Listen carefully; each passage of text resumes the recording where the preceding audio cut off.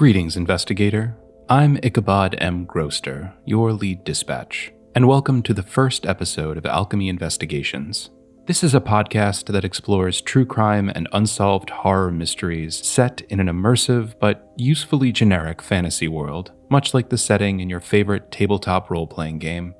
Imagine, if you will, the podcast that your puzzle-obsessed orc warlock or lore-hungry dwarven fighter would listen to while setting up camp. That's Alchemy Investigations. As we journey from dungeons to kingdoms and ports to towns, I will share eerie tales of unsettling disappearances, supernatural anomalies, and cryptid conspiracies, all with the style and cadence of a true crime procedural podcast. But that's just the beginning. After listening to each episode and spending that time winding red string around the corkboard of your mind, you can visit our website, alchemyinvestigations.com, or click the links in our show notes. There, for each and every mystery, you will find player and game master facing documents, which transform the podcast episode into a system-agnostic RPG module that you can play at your next game night. These mysteries are free and can be played as standalone Monster of the Week style one-shots or integrated into a larger, ongoing campaign.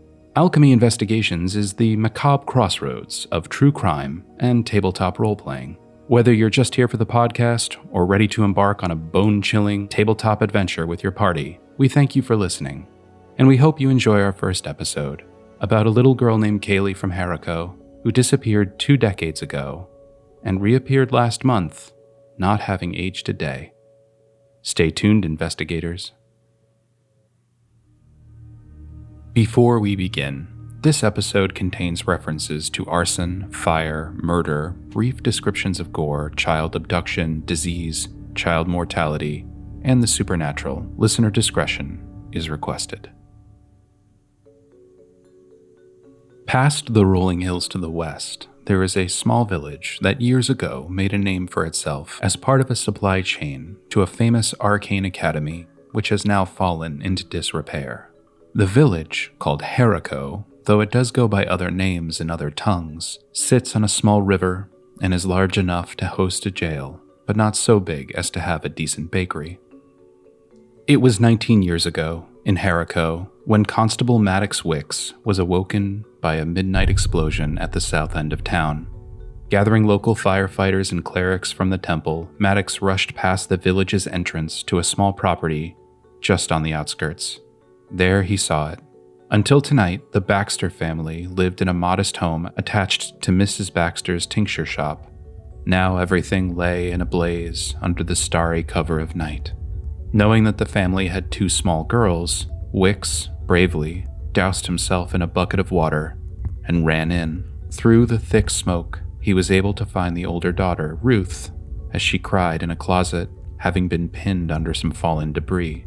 Maddox threw the 6-year-old Ruth over his shoulder and escaped out of the house just as the roof collapsed. Now outside, in the warm spring air, coughing and spluttering, Ruth looked at the constable with tears in her eyes. Stunned, she was only able to summon the strength to ask one thing. "Sir, where is my sister?" The subsequent days brought sadness and, sadly, few answers. Mr. and Mrs. Baxter were found dead near the home with what can only be described as grievous mortal wounds. As far as anyone could tell, nothing had been stolen from the shop nor the home, and tragically, Ruth's little sister, 4-year-old Kayley, was just never found. The village council decided that Kayley was probably taken by a drifter, and the parents killed trying to protect her. Terrible, but not unheard of, not considering the South End's reputation. Then, years go by. The case goes cold. Maddox Wicks, having no children of his own, adopted Ruth and raised her. By 13, she had started her own private eye business, finding lost chickens and stolen purse change. By 20, she was Maddox's constable in training, and when he retired earlier this year, she took up the baton and patrol. In her kit, Ruth keeps a small painted portrait of Kayley, given to her by Maddox on her 10th birthday.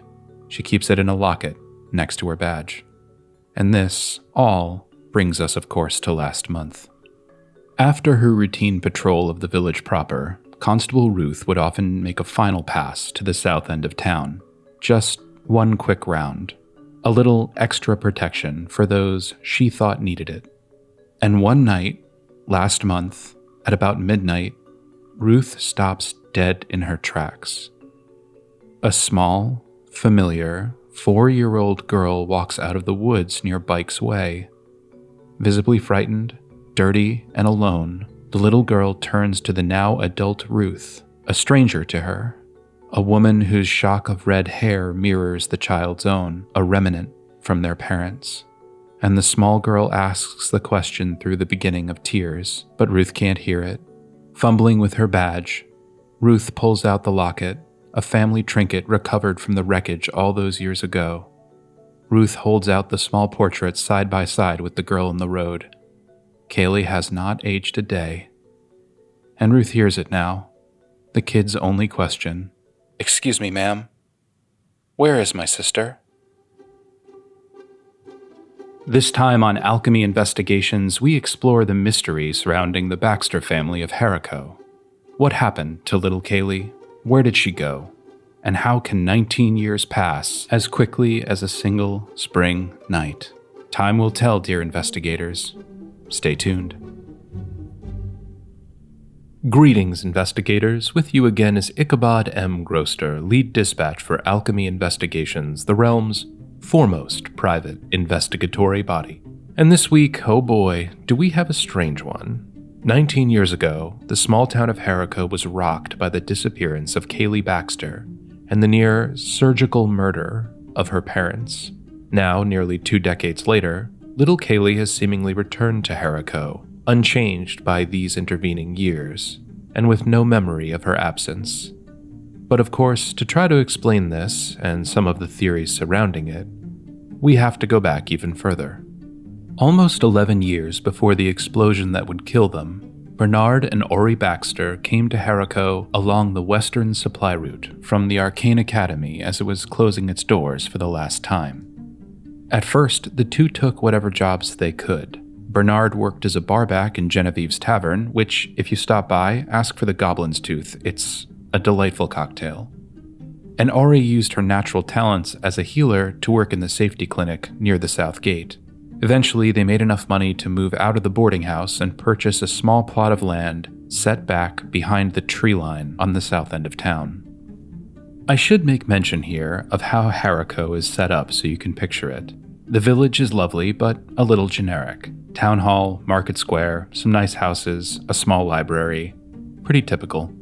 But as you move further south and get to the southern gate, you will run into an area called the South End. This part of town has a reputation for being rougher. Part of this is because it adjoins the east and west running road that was part of the original trade route. In fact, that route is the only reason Haricot came into being in the first place. So, the South End neighborhood hosted, and still hosts, people who are passing through, conducive to travelers, newcomers, and those who have not yet decided that they want to make Haricot their home.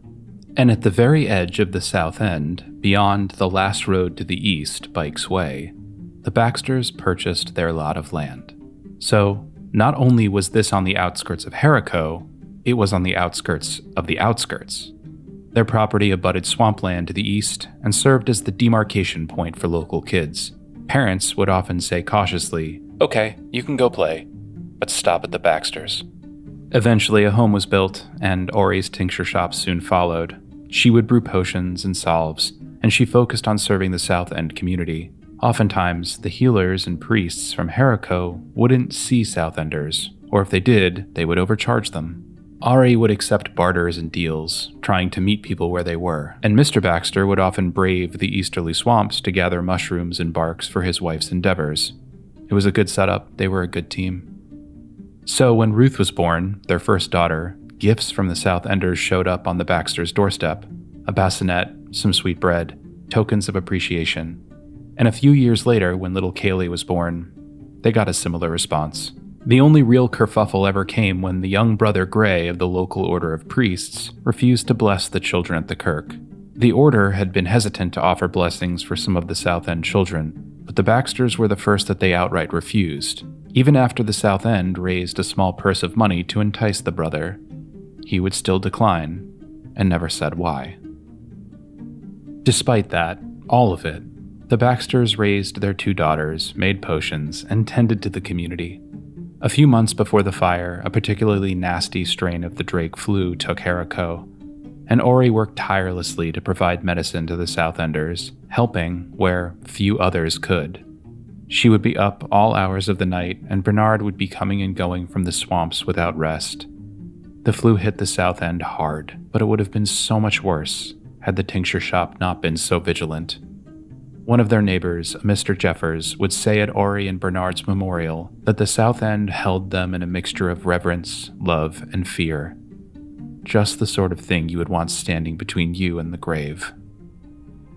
Which brings us to the night of the explosion. Obviously, everything I'm about to tell you is filtered through the lens of evidence and recollection. We can never say for sure what happened that night, and the only first-hand witness is about to celebrate her 5th or 24th birthday, depending on how you count it. Either way, Kayley Baxter maintains that she has no real memory of the fire, and I, for one, think that's probably a good thing. But from what we can gather, the night in question played out like this. It was the evening before the spring equinox, and much of the South End was preparing for the next day's festivities. After the winter's flu had claimed a number of lives, including, sadly, one of Ruth's best friends, the community needed something to look forward to. At sundown, most of the families retired to their homes, and Mrs. Baxter made the last tincture sale she would ever make. A small luck potion, bought by Madame Azurway for her nephew. Madame Azurway was a very forthcoming person during the investigation and apparently was never a suspect, according to notes released from the Haricot constables. Madame Azurway would be the last person that we know saw the Baxters alive, aside, of course, from the person or persons who killed them. In what would be her only real recollection from that night, Ruth remembers that her father made a special meal for the family, presumably to celebrate the equinox. She remembered that the kitchen smelled bright, like vinegar, and she would later say that she was so thankful that the last memory she had of her biological father was something so good and generous. The next thing anyone hears is the explosion, and by the time that Constable Wicks arrived, much of the South End had gathered in front of the blaze.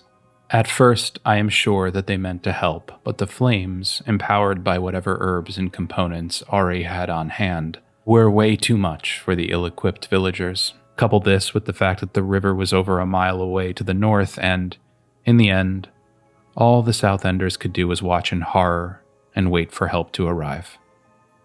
After Maddox Wicks rescued Ruth and Brother Gray tended to her injuries, more on that in a bit, the fire burned until morning.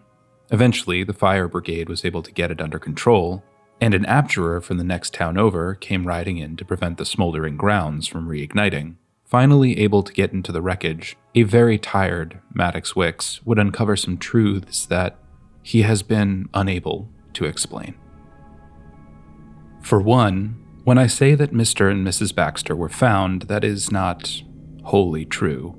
If you are sensitive to descriptions of gore, dear investigator, you may wish to skip ahead about 30 seconds, but the Baxter adults were bisected, cleanly, in half, as if by an inhumanly sharp weapon. While their flesh was burned, the Haricot constables believed that they died prior to the explosion, having been sliced in two moments before the blaze started.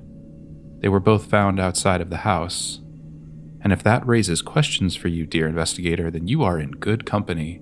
If they were dispatched inside of the house, how did they come to be found out of doors? Were they moved intentionally? Did someone attempt to save them? Was the explosion just so powerful that they were propelled into the night air? And not to be indelicate, but wouldn't that mean Maddox would find remnants of the rest of their bodies? And he did search, first in the wreckage, then on the property, then through the neighborhood, then into the swamps. Many South Enders joined him as they combed the area, and one member of the community even called in a favor with the regional clairvoyant. When the seer arrived in Haricot the following evening and set their magical prowess to finding Kayley, all she could report was that the girl was nowhere nearby. No trace of her. Nothing. As the search continued, something of note happened at the local temple. Brother Gray, who just seasons before refused to bless the Baxter daughters and also refused to explain his withholding, whisked the bodies of Mr. and Mrs. Baxter to the church, and within hours, funerary rites had been offered, and the potion maker and her husband were buried in the sanctified grounds of the temple. There wasn't even a discussion of resuscitation or magical resurrection, not that anyone in Haricot could afford it. So there, in the hallowed Haricot graveyard, the Baxters remain buried to this day. In fact, with the return of Kayley, Mr. Grunes, the gravedigger at the churchyard, indicates that there has been an uptick in visitors, some of whom leave empty potion bottles at Mrs. Baxter's headstone, perhaps hoping that whatever magic brought little Kayley back to the world will perform some similar miracle for them. So that, dear investigator, is where it ended. A terrible night 19 years ago. What remained of Bernard and Ori Baxter was quickly buried in the kirkyard. Ruth recovered and was adopted by Constable Wicks, and Kayley was missing, and the worst was feared for a long time. The Haricot town elders concluded publicly that Kayley was almost certainly taken by an outsider, a person who came to town for the Equinox Festival and decided to commit a heinous crime for malicious reasons unknown. They also mentioned that it was incumbent upon all citizens of Haricot to do more for the struggling South Side, to help as Ori Baxter had helped. However, these sentiments, to my knowledge, have not manifested in any real policy change, and without their healer, the South End was all the more vulnerable for a long time. Before we can move on to a discussion of the investigation, it is worth pointing something out. The explosion at the Baxter home, and perhaps the entire investigation itself, has been a point of contention in Haricot. Even today, the joy of Kayley's return cannot fully heal decades-old wounds. The Southsiders feel that the investigation was rushed and filled with missteps. Some even believe that members of the local temple conspired to destroy the tincture shop as it was cutting into their business. Even Maddox Wicks's statements are called into question, specifically related to what, or more accurately, who, he found in the eastern swamps the day after the explosion. More on that after our break. Stay tuned, investigator. This episode of Alchemy Investigations is brought to you by Rolling More Dice. Are there a lot of them and not enough of you? Roll more dice. One of them is bound to come up your way. And now, back to our episode.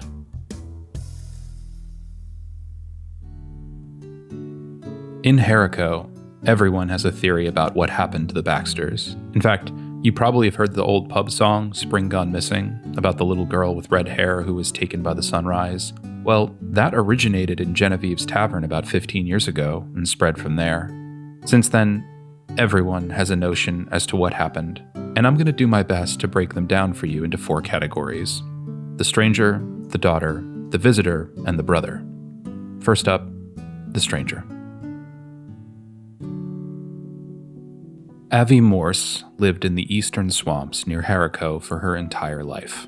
She was part of the old hag coven there, and like most hag communities, Avi kept largely to herself. She grew wild mushrooms and spent much of her life studying the effects of enchantment spells on mycelium. Still, she was a swamp hag, and if the Haricot elders looked down on the South Enders looked down on the hags. Although, going through the town records, there was no real reason why.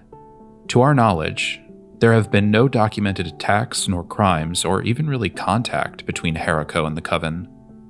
I suppose hags are just an easy group to misunderstand.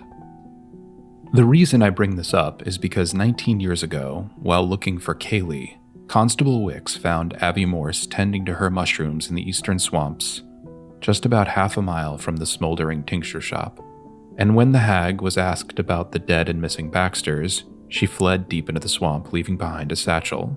And when Maddox Wicks looked through the bag, he found a small woven doll. To him, it looked like a small girl with red hair, just like Kayley.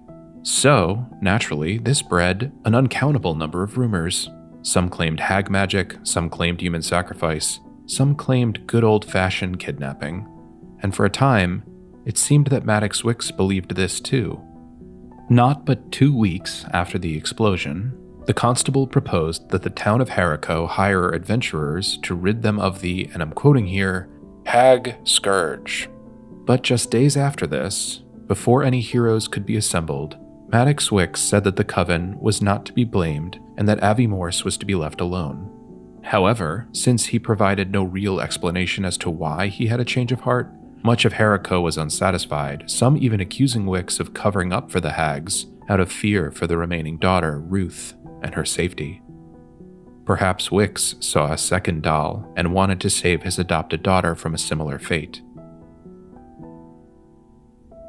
The next theory is my least favorite, but I don't want to exclude it for fear that some investigators might think that I, too, am part of some grand cover-up. It revolves around Ruth and a friend of hers named Barston Rye. Barston was one of the victims of the Drake flu all those years ago. He contracted the disease just past midwinter and within days had sadly succumbed to his illness. Being one of little Ruth's friends, Mrs. Baxter freely gave medicine to the sick boy and his family, but it just wasn't enough. And since he was sick, Ruth couldn't even visit her friend in his final days for fear of contagion. If this wasn't sad enough, after Barston's passing, Ruth began to speak to an imaginary friend, and this is where the theory kicks in. Some people believe, and again, I am not one of them, that the spirit of little Barston was haunting his friend and eventually drove her to kill her whole family and burn down their home. I cannot find any hard proof of this, but apparently it was a prevalent enough theory to warrant some action. On Ruth's 11th birthday, Maddox Wicks organized a picnic for her, and one of the town's partygoers, who apparently had a little too much to drink, asked the birthday girl if she still saw ghosts, and if those ghosts took her sister Kayley. According to the village record, it took 3 guests to pull Maddox Wicks off the unconscious offender. Since then, nobody has publicly said anything to Ruth about ghosts, but some do still whisper about it behind closed doors. This brings us to the visitor theory. The theory finds its footing in the clairvoyant who came to Haricot on the day after the Baxters had been killed. While they conducted their seeing ritual, they kept making notes on some parchment. Eventually, that parchment found its way into the hands of the public, and it outlined some pretty eye-opening phenomena.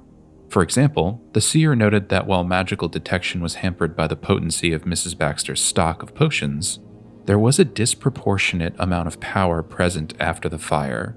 Way too much magical energy for one little potion shop. Secondly, the clairvoyant noted that some of the transpositional magical energies were reminiscent of a fiendish possession they had once witnessed years back in a place called Three Staves. So, couple a magical fire with fiendish energy, add in a missing girl, and to many people, this suggests that the Baxters sold their youngest child in a deal with the devil, only to have that deal go bad, because of course they all go bad. I would like to dismiss this right out of hand. I think it's disrespectful to the Baxters and frankly to everyone in Haricot. The Baxters were, as a family, firmly on the side of healing, wellness, and good. However, there are 2 bits of information here that I feel compelled to mention. First, the night Kayley disappeared and the night she returned have one very important thing in common. The position of 2 large celestial bodies were in the exact alignment on the night of Kayley's return, just about midnight. And the last time they were in such alignment was 19 years ago, just about midnight, exactly when she disappeared. So if you're an investigator who pays particular attention to the heavens, conditions were uniquely the same on both nights. The 2 celestial bodies in question have names, and as luck would have it, one is called the Devil's Sight, and the other, the Missing Joy. The second bit of information has to do with the now closed Arcane Academy to the west and the extracurricular activities of Mr. Baxter. The school, Grognard Miswit's L'École for Enchantment Study and Applied Summoning, lost all of its records when it closed its large venerable doors. But before that, and before he settled in Haricot, it became known that Bernard Baxter was a delinquent student there and subsidized his schoolwork by fencing magical items. As the story goes, he wouldn't turn down opportunities to move even very powerful items to and from the right cellar, and scuttlebutt suggests even perhaps the wrong ones. Apparently, and this again is all hearsay, there was an accident with one of the items at the academy, and that is part of the reason why the college closed. This also lends some credence to why Brother Gray would not bless the Baxter daughters when they were born, and it might also explain why he was so keen to bury the parents in consecrated, protected ground so soon after they perished. It's likely that he feared Mr. Baxter for his past and perhaps his present. Which brings us to our final theory, which is about Brother Gray himself. This one is far less supernatural, as it just deals with the most familiar of sins, greed.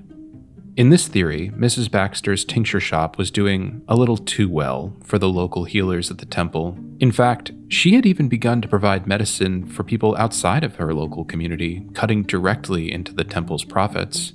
As I'm sure you know, healing at a temple or church is very rarely cheap. But that's another story for another episode.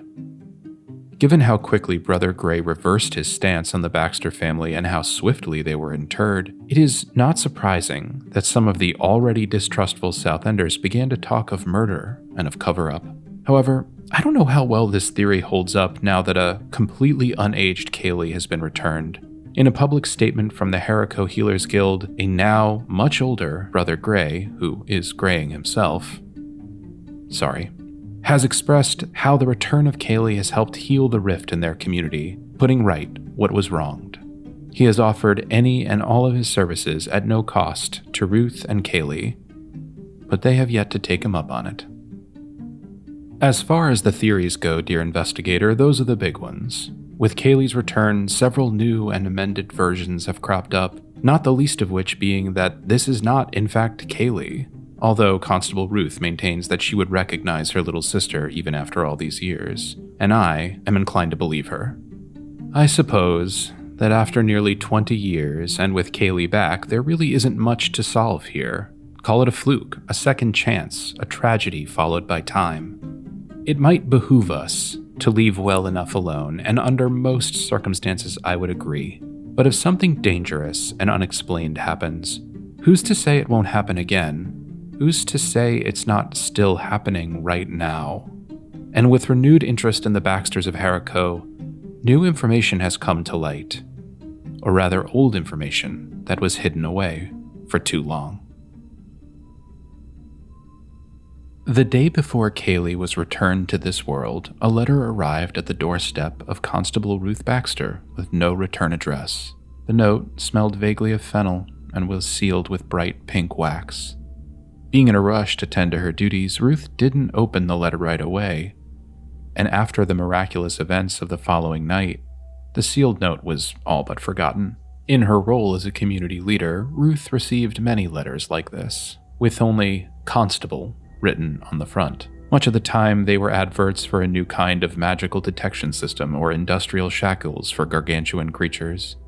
It wasn't until almost a fortnight later, when things had calmed down, that Ruth popped the seal on the pink wax letter.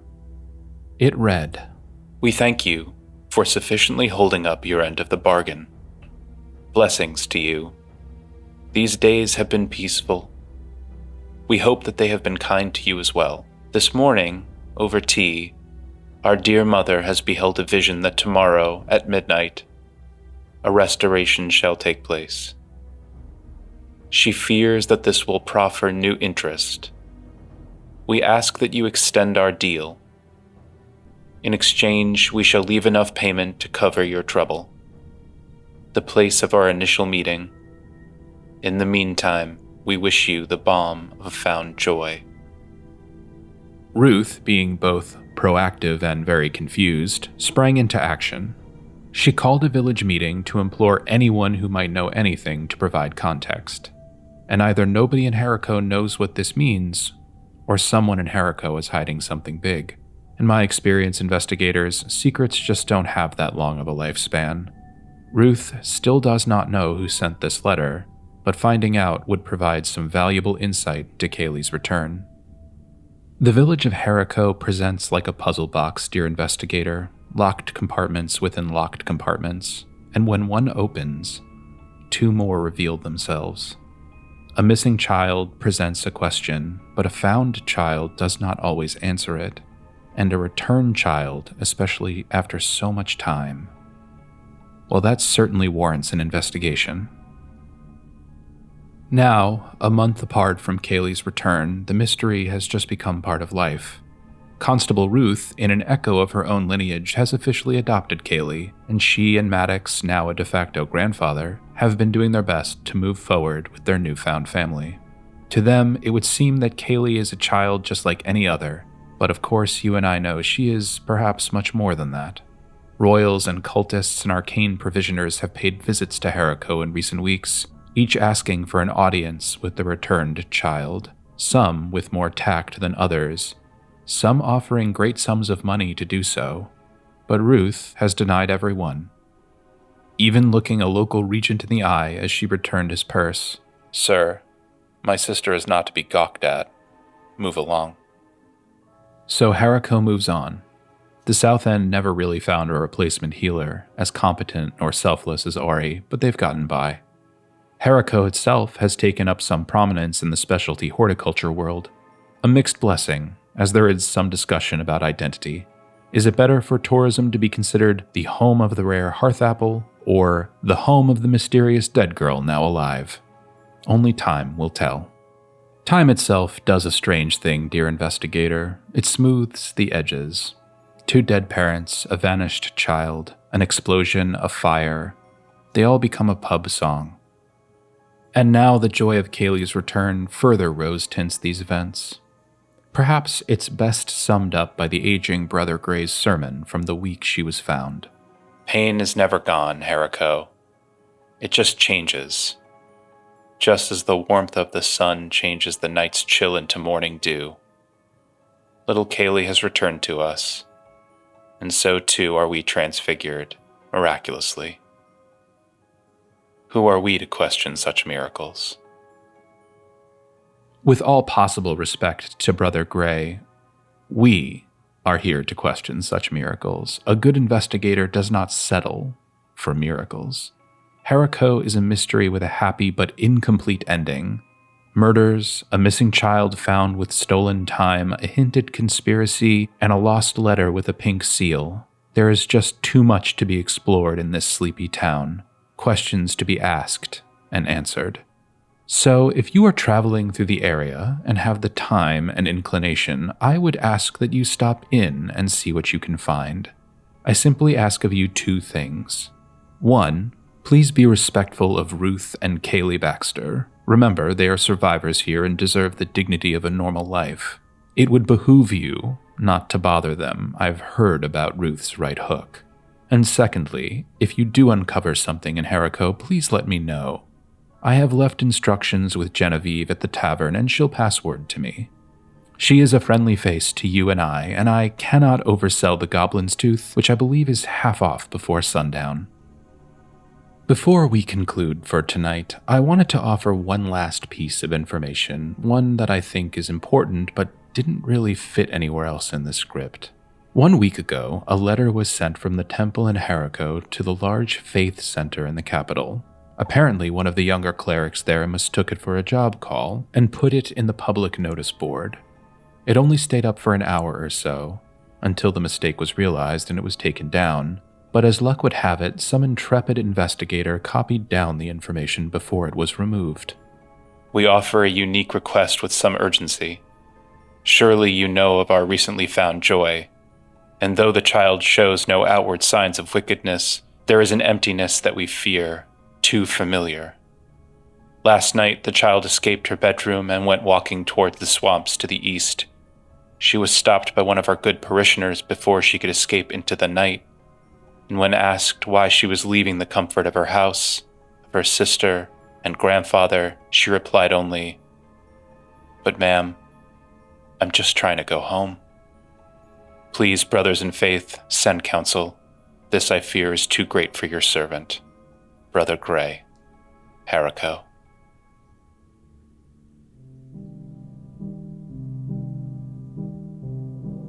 Well, investigators, I believe you know what to do. Good luck. Be respectful, but be thorough. And do tell Genevieve I said hi. Thank you for listening to tonight's episode of Alchemy Investigations, where we've explored the invisible history of Haricot and the Baxter family. For now, this has been Ichabod M. Groster for Alchemy Investigations. Farewell, Investigator, and beware.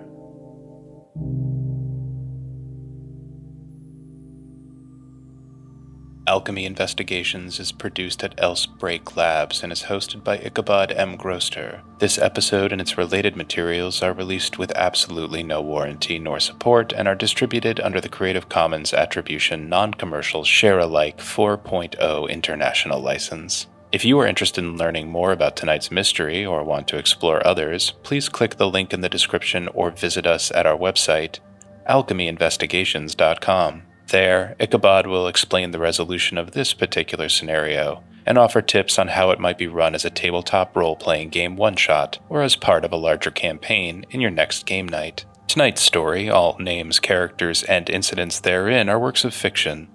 No identification with actual persons, living or deceased, places, structures, ideals, and/or products is intended, nor should be inferred.